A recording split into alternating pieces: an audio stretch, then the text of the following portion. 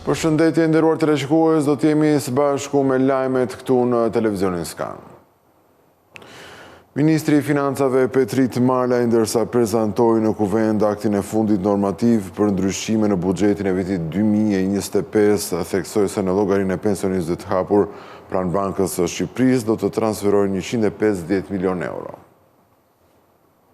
Akti i fundit normativ për ndryshime në buxhetin e vitit 2025 është diskutuar në seancën kuvendore. Gjatë prezantimit të tij, Ministri i Financave Petrit Malaj theksoi se u adresua mbështetja e shtresave në nevojë, siç janë përfituesit e ndihmës ekonomike dhe personat me aftësi të kufizuar, si dhe u akorduan fondet për indeksimin e pensioneve dhe bonusin. Akti normativ adresoi në mënyrë të menjëhershme nevojën e mbështetjes së shtresave më në nevojë, siç janë familjet që përfitojnë ndihmë ekonomike apo personat me aftësi të kufizuar, si dhe kujdestarët e tyre.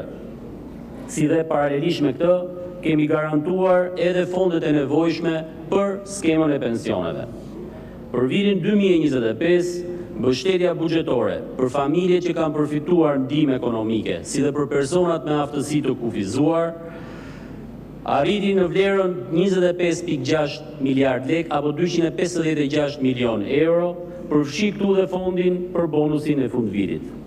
Ndërsa për kategorinë e pensionistëve, që përfshin bonusin plus indeksimin, fondi buxhetor u llogarit në rreth 120 milion euro. Ministri theksoi se fondi që do të kalojë në llogarinë e pensionistëve në Bankën e Shqipërisë llogaritet në 150 milion euro. Gjithashtu nëpërmjet këtij akti parashikojmë transferimin e të gjitha fondeve të papërdorura në mbyllje të buxhetit të vitit 2025 në llogarinë e mbështetjes së pensionistëve pranë Bankës së Shqipërisë. Nga një vlerësim paraprak që kemi bërë si Ministri e Financave, shuma që minimalisht dhe nënvizoj minimalisht do të kalojë në këtë llogari është rreth 150 milion euro. Përmes këtij mekanizmi ne synojmë që të krijojmë hapësira të qëndrueshme për mbështetjen e kësaj kategorie, por nga ana tjetër pa rrezikuar edhe ekuilibrat fiskal. Gjithashtu kemi një financim shtesë nëpërmjet një akti normativ për fermerët në masën 2 miliard lek me qëllim mbulimin e të gjitha kërkesave të aplikantëve të skemës së mbështetjes që plotësojnë kriteret për masat mbështetëse për vitin 2025. Në total, fondi i alokuar për vitin 2025, nga të cilët fermerët kanë përfituar drejt për drejt, shkon në masën 6.4 miliard lek dhe kjo është rreth 1.1 miliard lek më shumë se sa viti 2024. Sipas dhënave që disponojmë, realizimi i fondit për skemat mbështetëse është në masën 90%, ndërsa për kompensimin e naftës është në masën 93%. Pagesat janë ende duke u kryer, kështu që besoj që realizimi do të shkojë drejt 100%. Sa i takon investimeve kapitale, ministri theksoi se përmes aktit normativ janë rialokuar 10 miliard lek me qëllim mbështetjen e projekteve që kanë pasur performancë më të mirë dhe 1.2 miliard lek kanë shkuar për shlyerjen e detyrimeve të prapambetura të bashkive. Ministria e Infrastrukturës dhe Energjisë ka miratuar rregulloren që përcakton standardet dhe kërkesat teknike për furnizimin me energji elektrike të trenave. Dokumenti është plotësisht i parafruar me standardet e Bashkimit Evropian. Teksa disa linja hekurudhore elektrike pritet të vijë në funksion në vitet në vijim, Ministria e Infrastrukturës dhe Energjisë ka miratuar rregulloren për këtë nën sistem të ri të sektorit. Dokumenti përcakton standardet dhe kërkesat teknike për furnizimin me energji elektrike të trenave, funksionimin e linjave ajrore të kontaktit, sistemit të matjes së energjisë e të tjerë. Dokumenti është plotësisht i parafruar me standardet evropiane për nën sistemin energjetik hekurudhor dhe rregullat për matjen dhe menaxhimin e konsumit të energjisë. Sa i takon linjave konkrete, projekti më i avancuar është Hekurudha Tiranë-Durrës-Rinas. Ndërtimi pritet të përfundojë këtë vit, por elektrifikimi dhe mbërritja e trenave për nisjen e operimeve synohet të mbyllet në 3 mujorin e parë 2027. Për këtë qëllim, në shtator 2025 u hap tenderi për komponentin e elektrifikimit, ndërkohë që trenat duke se do të blihen me para nga buxheti i shtetit. Me financim të brendshëm është parashikuar dektimi i stacionit të trenit në Tiranë. Pas Tiranë-Durrës-Rinas, projekti më i afërt që pritet të vihet në funksion të mallrave dhe pasagjerëve është linja hekurudhore Durrës-Rogozhin, për të cilin gjatë vitit 2025 u sigurua financimi. Mes projekteve më të avancuara hekurudhore, renditet dhe linja Vorhani-Hotit, që aktualisht është në fazë tenderimi, teksa për ndërtimin e së cilës është shfaqur një interes i lartë nga kompaninë ndërkombëtare. Vënia në operim e saj pritet në vitin 2030. Linjat e elektrifikuara do të përafrohen me standardet e Bashkimit Evropian, duke mundësuar udhëtime me tren me shpejtësi deri në 120 km/h. Nga ana tjetër, duket se Ministria i ka paraprir financimit që Bashkimi Evropian ka miratuar për elektrifikimin e hekurudhës Tiranë-Durrës. Projekti është përfshirë në paketën e re të financimeve prej 170 milion eurosh për vendet e Ballkanit Perëndimor. Bashkimi Evropian ka njoftuar një paket të re mbështetje financiare në vlerë prej 171 milion eurosh për vendet e Ballkanit Perëndimor, e fokusuar në zhvillimin e infrastrukturës dhe forcimin e sektorit privat. Sipas Komisionit Evropian, fondet do t'u jepen Bosnjë-Hercegovinës, Malit të Zi, Shqipërisë dhe Maqedonisë së Veriut, me synimin për të rritur bashkëpunimin rajonal dhe për të përshpejtuar procesin e integrimit evropian. Komisionerja Evropiane për zgjerim, Marta Kos, ka theksuar se investimet në rajon janë thelbësore për afrimin e vendeve të Ballkanit Perëndimor me Bashkimin Evropian. Ajo ka deklaruar se këto projekte synojnë të krijojnë mundësi konkrete për qytetarët, duke mbuluar fusha nga infrastruktura deri te zhvillimi i bizneseve. Nga shuma totale, 91.8 milion euro janë për projekte infrastrukturore, përfshirë implementimin e internetit me shpejtësi të lartë dhe elektrifikimin e hekurudhës Durrës-Tiranë në Shqipëri, përmirësimin e sistemit të transmetimit të energjisë në Maqedoninë e Veriut, rindërtimin dhe modernizimin energjetik të shkollave në Maqedoninë e Veriut dhe Mal të Zi, si dhe projekte për furnizim me ujë në Bosnjë e Hercegovinë. Pjesa tjetër e paketës, në vlerë prej 76.3 milion euro, do të shkojë për mbështetjen e sektorit privat, me programe për ndërmarrjet e vogla dhe të mesme dhe forcimin e partneriteteve publike-private në rajon. Po ashtu, rreth 3 milion euro janë caktuar për ndihmë teknike në Shqipëri dhe Bosnjë për nxitjen e investimeve në energji, ujë, inovacion dhe kërkim shkencor. Komisioni Evropian ka bërë të ditur se projektet do të zbatohen në bashkëpunim me partnerë lokal dhe institucionet ndërkombëtare financiare. Kosova dhe Serbia nuk janë të përfshira në këtë paket financiare. Gjatë prezantimit të raportit të tranzicionit BER nga BERSH, drejtoresha e saj është shprehur se ky institucion ka akorduar një financim rekord prej 217 milion eurosh për Shqipërinë në vitin 2025. Nga kjo shumë 111 milion euro u drejtuan për projekte të transportit dhe energjisë.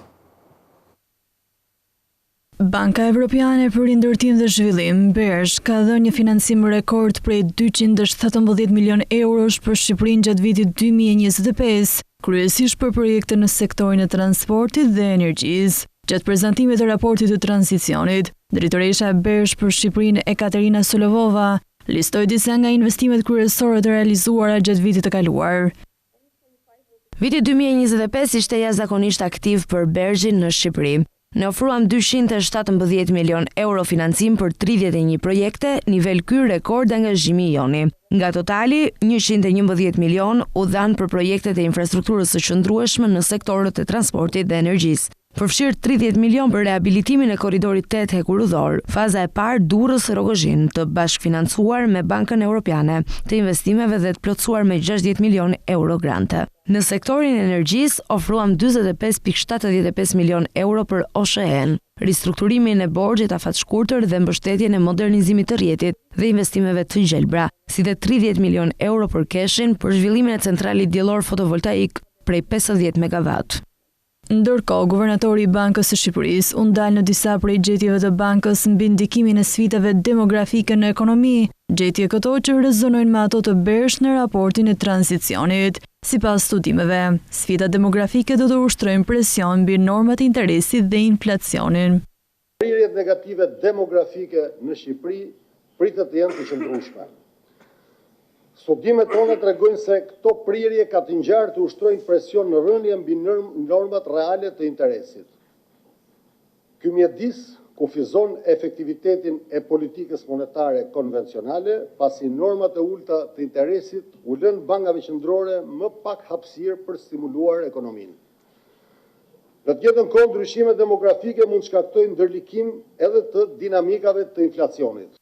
Në të gjitha vendet në zhvillim të Evropës, popullsitë në plagje dhe të kurrja fuqisë punëtore rëndojnë mbi rritjen ekonomike. Sipas tij, përgjigjja e politikave kërkon veprim të koordinuar dhe vullnet politik, të cilat duhet të trajtojnë reformimin e sistemeve të pensioneve, modernizimin e tregjeve të punës, hartimin e politikave realiste të migracionit dhe investimin për sigurimin e plakjes së shëndetshme të popullsisë.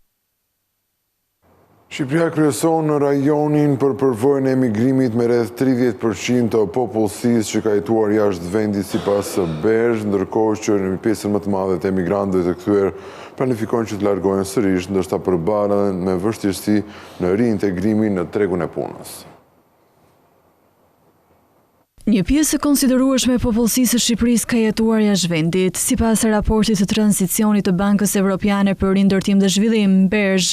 Ne të i kalojmë shumë vende të tjera të rajonit përsa i përket eksperiencës së emigrimit. Një anketë e kryer nga Banka Kombëtare Austriake hedh dritë mbi modelet e emigrimit të përsëritur në Shqipëri, Bosnjë dhe Hercegovinë, Bullgari, Çeki, Hungari, Maqedoninë e Veriut, Poloni, Rumani dhe Serbi. Mesatarisht, 15% të anketuarve raportojnë se kanë jetuar jashtë vendit, duke filluar nga 7% në Hungari deri në 30% në Shqipëri. Nga ky 30%, rreth 16% të pyeturve deklarojnë se kanë pasur një eksperiencë në emigrim, janë kthyer dhe nuk kanë plane për të emigruar sërish. Ndërkohë, gati 14% kanë qenë në emigrim, janë kthyer dhe po planifikojnë të emigrojnë sërish. 1/3 e të gjitha periudhave të emigrimit zgjatën më pak se një vit, ndërsa qëndrimet më shumë se 3 vjet ishin veçanërisht të zakonshme midis të anketuarve në Bosnjë dhe Hercegovinë. Emigrantët të kthyer në Shqipëri dhe Maqedoninë e Veriut raportojnë se kanë gjasa të emigrojnë sërish jashtë vendit. Shkalla e pavonësisë është më e lartë midis individëve me përvojë emigrimi sesa midis atyre që nuk kanë emigruar kurrë. Kontrollon karakteristikat e tjera sociodemografike dhe është në përputhje me faktin se të kthyerit shpesh përballen me sfida kur riintegrohen në tregjet e punës të vendit të tyre. Këto modele nënvizojnë nevojën për politika që lehtësojnë riintegrimin e të kthyrëve në tregun e punës, duke shfrytzuar njëkohësisht aftësitë të tyre të akumuluara, rrjetet ndërkombëtare dhe potencialin sipërmarrës. Migrimi nuk është domosdoshmërisht një udhëtim me një drejtim, thuhet në raportin e Bergj. Shumë individ ndorrojnë vende disa herë në jetën e tyre, ndoshta duke u kthyer në shtëpi dhe duke emigruar përsëri ndërsa ndryshojnë rrethanat. Ky model ciklik i migrimit mund të nxitet nga mundësitë ekonomike në zhvillim, rrethanat familjare dhe perspektivat e karrierës së individëve. Dogana pa letër do të bëhet së shpejti realitet përmes së krijimit të dritares së vetme kombëtare doganore, duke lehtësuar ndjeshëm tregtinë, megjithatë ngritja dhe mirëmbajtja e këtij sistemi ka kosto shumë të larta.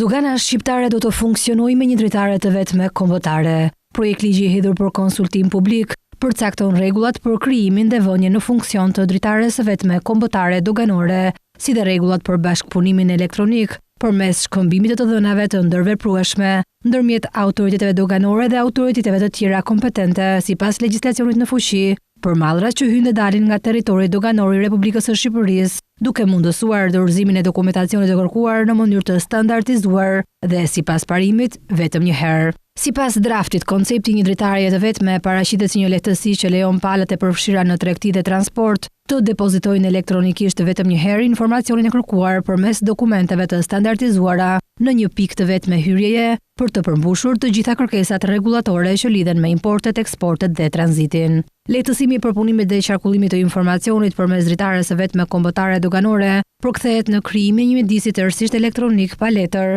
dhe konvertimin e dokumentacionit në letër në dokumente dhe të dhëna digjitale. Sipas draftit, financimi i fazës së ndërtimit dhe implementimit apo operimit të sistemit sigurohet nga kredia e bankës botërore në shumën $5.9 milion, ndërsa pas përfundimit të implementimit, sistemi do të kërkojë një fond operativ vjetor prej $1.36 milion në vit. Referuar projekt ligjit, teknikisht ekzistojnë disa opsione të mbulimit të shpenzimeve për operimin e sistemit. Opsioni i parë është që qeveria të mbulojë 100% të shpenzimeve të operimit dhe mirëmbajtjes nga buxheti i shtetit. Opsioni i dytë është që qeveria mund të vendosë të zbatojë një strukturë tarifash për vetë financimin e sistemit me 3 burime potenciale. Tarifa regjistrimi dhe abonimi, $25 regjistrimi një herë dhe $50 abonimi vjetor, tarifa për transaksionet doganore, si dhe tarifat ekzistuese për leje, licenca dhe certifikata, të cilat aktualisht gjenerojnë rreth $2.7 milion në vit për buxhetin e shtetit dhe mund të integrohen gradualisht në sistemin NSV,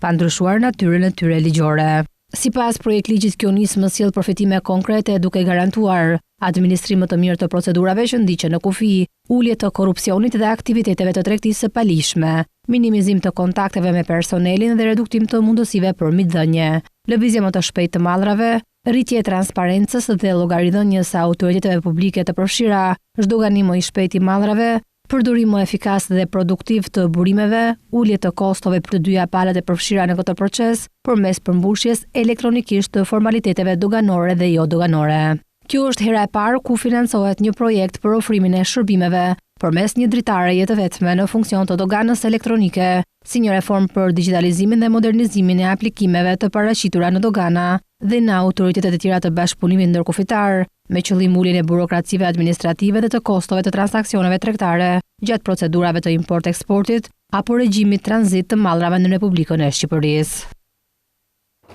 Në fund të këtij edicioni ju kujtoj se për më tepër informacion ju mund të klikoni dhe në faqen tonë të internetit skantv.al, ku do të gjeni gjithçka mbi ekonominë, bankat, sigurimet, tregjet financiare dhe të tjerë. Gjithashtu mund të na gjeni edhe në Facebook, Instagram, YouTube dhe LinkedIn.